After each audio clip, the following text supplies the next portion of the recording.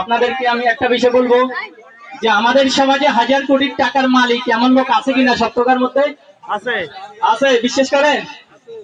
500 কোটি টাকার মালিক 100 কোটি টাকার মালিক আছে মনে করেন? আছে, বহুত মানুষ আছে।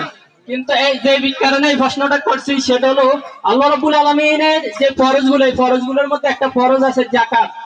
আপনারা কি জানেন আমাদের এলাকার সমস্ত ধনী ভাইরা যাকাত দিয়ে থাকে? এটা জানেন কিভাবে দেয়?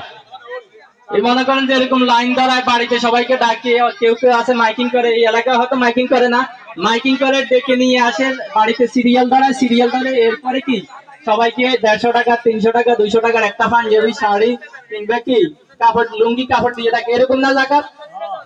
দেখেন আমাদের জাকাত, অথচ ইসলাম বলতেছে আমাদের দেশে যদি ইসলামী রাষ্ট্র প্রতিষ্ঠিত হয়, মদিনা রাষ্ট্রে যখন রাসূল সাল্লাল্লাহু আলাইহি সাল্লাম ইসলামী রাষ্ট্র কায়েম করেছিলেন, তখন সেখানে সকল মানুষ তাদের জাকাত গুলোকে কি করতো?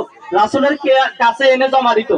রাসূল সাল্লাল্লাহু আলাইহি সাল্লাম ওই জাকাত গুলো এক জায়গায় করার পরে চিন্তা করতেন যে পুরো রাষ্ট্রের মধ্যে কে কে অভাবী লোক আছে, কে কে গরিব লোক আছে, কার জাকাত প্রয়োজন, কার অর্থ সম্পদ প্রয়োজন, কার ব্যবসা প্রয়োজন, কার চিকিৎসা প্রয়োজন, কার ঘরে বাজার প্রয়োজন, এই বিষয়গুলো চিন্তা করে ওই ব্যক্তিকে ওই জিনিসগুলোর ব্যবস্থা করে দিত।